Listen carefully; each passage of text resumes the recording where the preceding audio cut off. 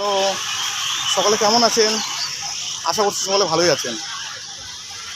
বর্তমানে যে গরম পড়ছে, এই গরম থেকে বাঁচতে আমরা সকলেই জল খেয়ে থাকি। কিন্তু সেই জল খাওয়ার কিছু নিয়ম আছে। আমরা বিভিন্ন কারণে আমাদের বাইরে বেরোতে হয়, আর আমরা রোদে দাঁড়িয়ে সেই জলটা খেয়ে নিই। সেটাই সবথেকে বড় ভুল।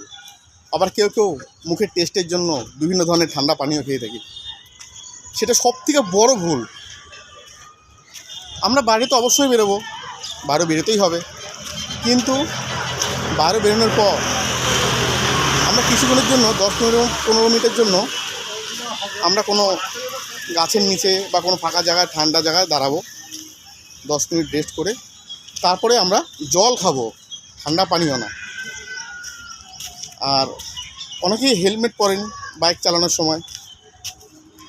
সেই হেলমেট যখন আমরা পরি, গরমে পুরো মাথা ঘেমে যায়। আর এই ঘামাটা সবথেকে ভালো জিনিস। এই ঘামার ফলে আমাদের মাথাটা পুরো ভিজে যাচ্ছে, আর সেই ভিজে মাথা আমাদের মাথা ঠান্ডা লাগছে। সেটাতে মানুষের সানস্ট্রোক হওয়ার সম্ভাবনা একদম কমে যাচ্ছে, কারণ বর্তমানে অনেক সানস্ট্রোক হচ্ছে।